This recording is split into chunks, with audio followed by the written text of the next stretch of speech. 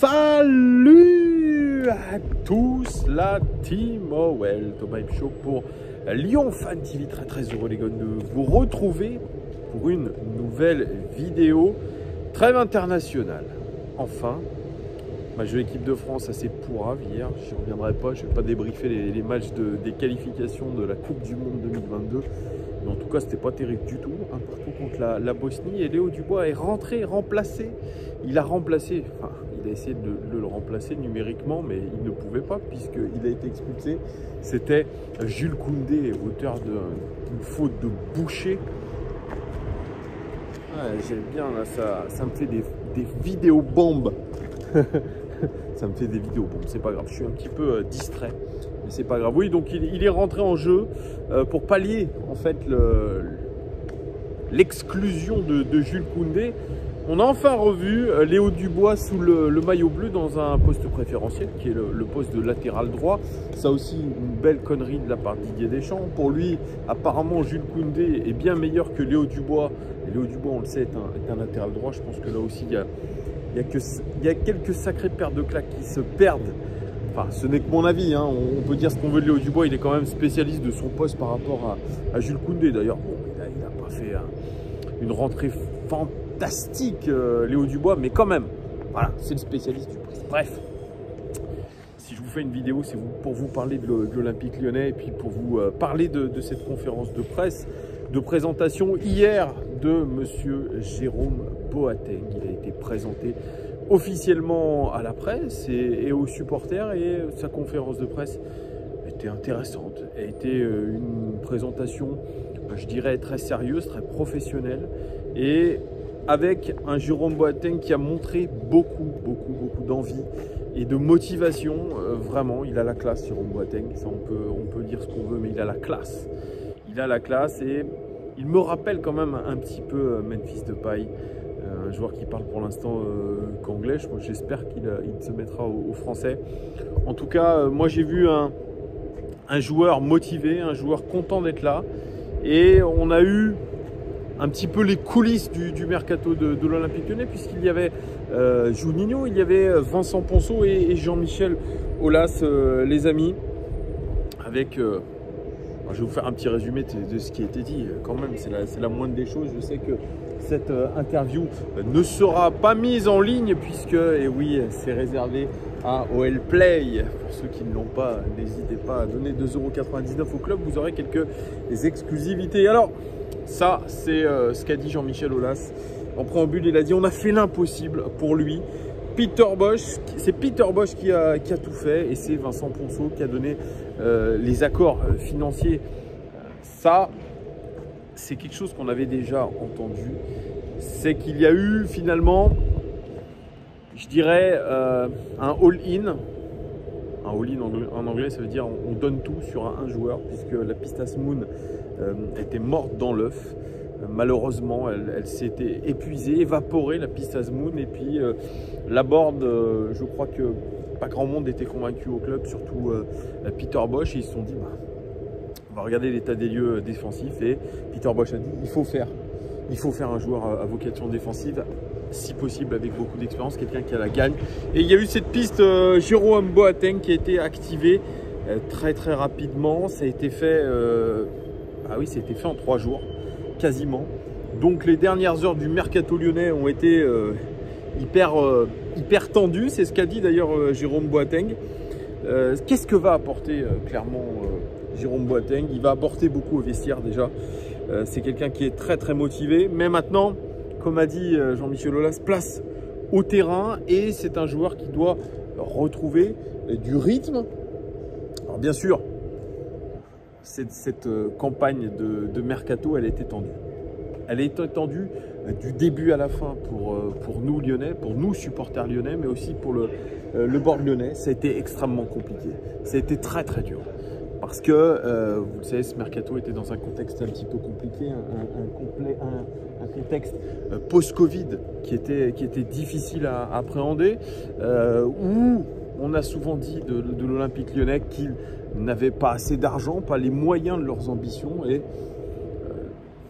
Jean-Michel Aulas aime dire que c'est faux, et que l'Olympique Lyonnais l'a prouvé. Donc la campagne, elle a été tendue, mais conforme finalement à ce que voulait le coach, à ce que voulait Vincent Ponceau, à ce que voulait Juninho. C'est surtout ça qu'on a essayé de nous répéter. Elle est conforme au cahier des charges donné par le nouvel entraîneur Peter Bosz.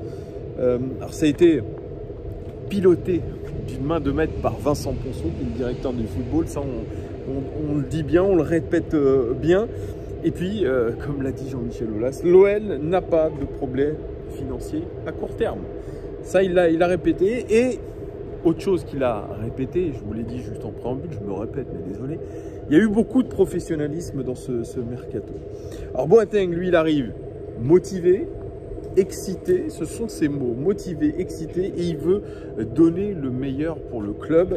Ce sont des éléments de langage, mais super intéressants. Il veut aider les jeunes joueurs et il est surtout fier d'être ici. Il a rendu hommage à Peter Bosz aussi. Il a rendu hommage à Juninho, il a rendu hommage à Vincent Ponceau. Peter Bosz, c'est lui qui a fait la différence par rapport aux autres offres qu'il a eues. Ça, c'est intéressant. Alors, il y avait ce tweet de Nabil Djellit la semaine dernière qui disait « Ouais, on a l'impression que le directeur sportif à l'Olympique Lyonnais, c'est Peter Bosz. » C'est vrai. C'est vrai qu'il se donne des allures de directeur sportif puisque, à part les pistes brésiliennes que pilote d'une main de maître Juninho, Peter Bosz, lui, a fait la différence dans peut-être son approche du jeu, son projet de jeu, qui est très clair pour l'Olympique Lyonnais, par rapport peut-être aussi à la renommée qu'il a dans le championnat allemand. Ça, c'est peut-être aussi possible. Mais en tout cas, Peter Bosz, il a fait la décision, les amis. Et ça, c'est Jérôme Boateng qui l'a dit lui-même. J'ai été convaincu par le discours de Peter Bosz. Que lui a-t-il dit? Je n'en sais rien. Et ça aurait été une question intelligente et intéressante de la part des journalistes. Mais comme on a des journalistes qui ne sont pas bons, excusez-moi ceux qui me regardent, les journalistes présents en conférence de presse, vous n'êtes pas bons dans vos questions. Vous n'êtes pas bons. Je ne sais pas si vous êtes briefé par Pierre Bidot, l'attaché presse, mais en tout cas, vous n'êtes pas bons dans les questions que vous posez. C'est un petit peu mon grand regret. Et le grand regret de pas mal de supporters aussi. Il dit Lyon est un grand club avec une belle renommée, qui a eu des grands joueurs et qui sont partis aussi dans des grands clubs. On fait peut-être référence à Corentin Tolisso qu'il a fréquenté au Bayern Munich, qui fait référence à Karim Benzema et d'autres. Mais en tout cas, ça c'est quelque chose qui revient pas mal. C'est que l'Olympique Lyonnais finalement, et on peut se le dire avec l'arrivée de Jérôme Boateng, eh bien, on a une certaine renommée à l'international. Là où je disais peut-être que l'identité du club n'était pas assez forte, surtout quand on voit la mentalité de certains joueurs au club, eh bien, on peut se dire qu'à l'international, à l'extérieur, l'OL a une renommée. Oui, parce que Jérôme Boateng a affronté l'Olympique Lyonnais dans le Final 8, en demi-finale de Ligue des Champions, et qui d'ailleurs, à l'époque, il avait eu des mots très élogieux envers notre club, en disant que c'était une équipe à ne pas prendre à la légère, qui avait un bon style, qui avait des bons joueurs et qui était voilà, un grand club. Et oui, parce qu'on a ce passé radieux, mais aujourd'hui, on est capable, peut-être avec cette image du passé, avec ces jeunes talents qui sont partis un petit peu dans des grands clubs européens, eh bien on a cette renommée-là. Et on a surtout la chance de participer souvent à la Ligue des Champions ou à une Coupe européenne. Donc ce qui fait que nous sommes connus un petit peu sur la scène européenne et internationale. Et d'ailleurs, ce club de l'Olympique Lyonnais, moi j'ai toujours été surpris quand je rencontrais des touristes étrangers et que je leur parlais de l'Olympique Lyonnais, tac, tout de suite, ça leur fait un tilt dans la tête. Et ça, c'est intéressant. Ça, c'est très intéressant. Et je le répète, aujourd'hui, on recrute Jérôme Boateng. Jérôme Boateng, c'est 7 millions, plus de 7 millions de followers sur les réseaux sociaux. C'est-à-dire beaucoup plus que ce que possède le club sur les réseaux sociaux. C'est ça qui est ouf. C'est quelqu'un qui est connu internationalement. Jérôme Boateng, c'est un joueur, on ne le répétera pas, qui est ultra titré. Et puis, surtout, voilà, c'est un joueur qui est encore valable. 32 ans pour Jérôme Boateng. Je disais qu'il était un petit peu fragile physiquement. C'est vrai que je regarde un petit peu l'historique de blessures, pas tant que ça. C'est vrai qu'il a surtout peut-être une vie extra-sportive un peu dense. C'est ce qu'on lui a reproché en tout cas outre-Rhin. Il a eu aussi un drame qui l'a frappé récemment, le suicide de son ex-femme. Voilà, il y a eu des choses un petit peu comme ça, mais en tout cas, c'est une vraie plus-value pour l'Olympique Lyonnais.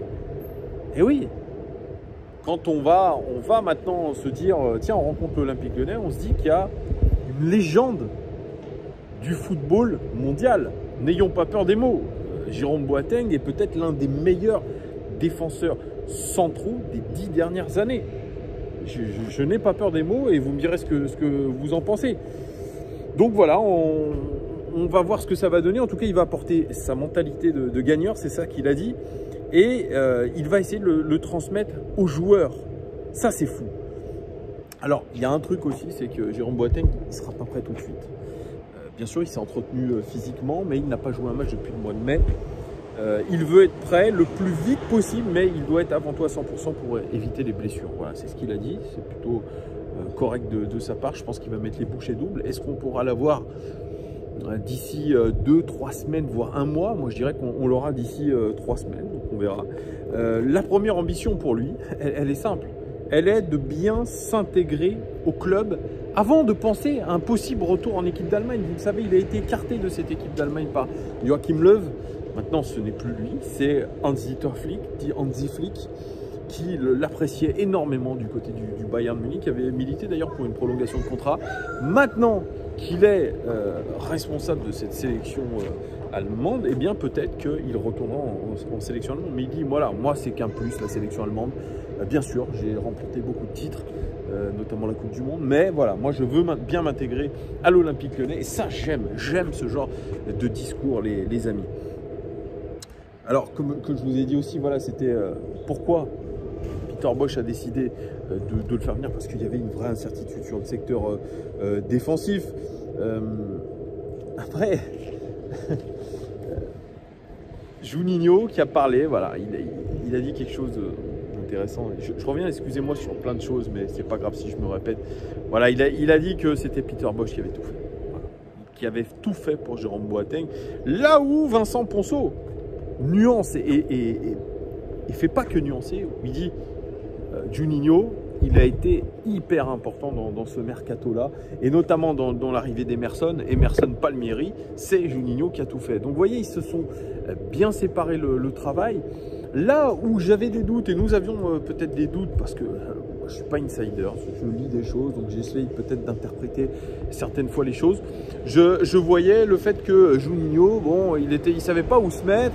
Est-ce qu'il y avait vraiment une vraie cohésion entre Peter Bosz et lui, même avec Vincent Ponceau? Et on voit que chacun s'est partagé un petit peu le travail selon ses réseaux, selon ses pistes. On voit que clairement que le réseau de Juninho, c'est le réseau brésilien, tout simplement. Alors, il y a eu le cas évoqué de Marcelo. Où en est-on avec Marcelo? Marcelo, il a refusé deux clubs turcs. Et que pour l'instant, il se la coule douce à Lyon. Il s'entraîne avec la Nationale 2.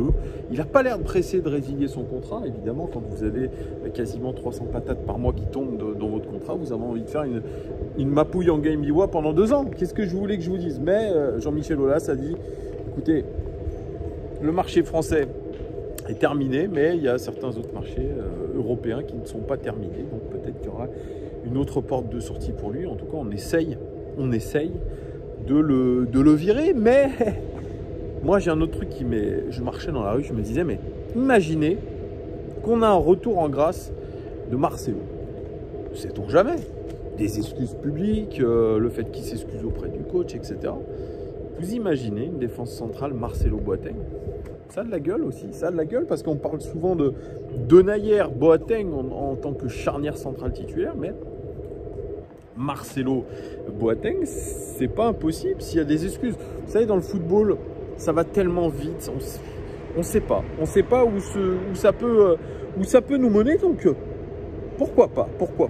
En tout cas, ce mercato lyonnais il se finit sans véritable joueur offensif qui nous a rejoint, en tout cas de ce qu'on voulait, et ce que voulait, je pense, le coach, un ailier de débordement, ça n'a pas pu se faire, même un neuf mobile comme Azmoun. Mais Jean-Michel Aulas dit que nous pourrions avoir un mercato hivernal assez chargé et que l'OL aurait placé ses billes pour le mercato hivernal, donc ça va peut-être bouger.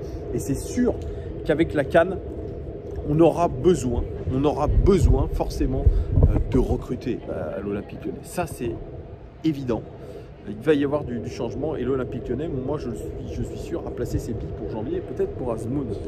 Peut-être pour Azmoun qui pourrait s'engager chez nous au mois de janvier. En tout cas, ce mercato lyonnais qui s'annonçait pas terrible, hein, quand vous commencez et que vous recrutez Damien Da Silva sans avoir le nouveau coach, quand vous recrutez Enrique qui, on le sait, n'est pas une référence dans son club ou dans son championnat, il était en Ligue 2 brésilienne, et bien voilà, on commençait un petit peu mal et puis il a plutôt bien fini et c'est plutôt un beau mercato sur le papier puisqu'on recrute des joueurs d'expérience, on recrute des joueurs qui ont beaucoup gagné.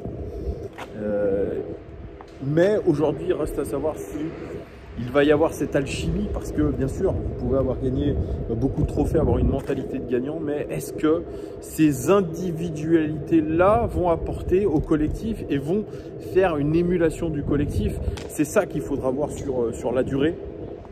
En tout cas, les prémices du jeu de Peter Bosz se mettent en place. On l'a vu un petit peu contre Nantes, surtout le milieu de terrain qui a été intéressant par séquence, pas tout le temps, qui a été intéressant. On a vu déjà des choses intéressantes dans ce milieu de terrain, dans ses créations de triangles au milieu de terrain, même ses créations de carrés au milieu de terrain.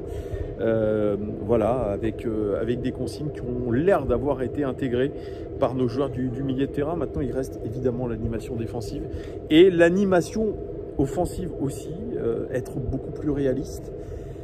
Bref, je pense que les prochaines semaines de l'Olympique Lyonnais risquent d'être excitantes. En tout cas, je pense qu'on peut être satisfait. Maintenant, d'être satisfait sur le papier et être satisfait sur le terrain, il y a du travail qui devra être probablement mis en place. Est-ce que ça pourra se faire rapidement? Je n'y crois pas, mais vous savez, dans le football, on n'a pas le temps. À l'Olympique Lyonnais, on n'a pas le temps. Et Peter Bosz l'a répété, nous n'avons pas le temps. Il le sait que lui n'a pas le temps. Donc il va falloir qu'il mette en place tout ça très très rapidement. Voilà les gars, ce que je pouvais vous dire de cette conférence de presse de Jérôme Boateng. Laissez-moi en commentaire, dites-moi pour ceux qui l'ont vu, ce que vous en pensez. Puis n'hésitez pas à me dire aussi en commentaire ce que vous avez pensé de ce mercato lyonnais. Pour tous ceux qui arrivent sur cette chaîne, bienvenue à vous. N'hésitez pas à vous abonner, c'est important. Abonnez-vous, posez un like, c'est important pour le référencement. Mettez la cloche pour être averti de n'importe quel live ou vidéo qui sort sur cette chaîne. Merci à vous les amis, je vous souhaite une très bonne fin de semaine avec la trêve internationale, avec les matchs internationaux. Profitez de tout ça, profitez du soleil. Bonne rentrée à tous ceux qui rentrent, qui ont des enfants aussi, parce que c'est la rentrée scolaire les amis. Et je vous dis à très très vite. Merci en tout cas de votre fidélité. Ciao!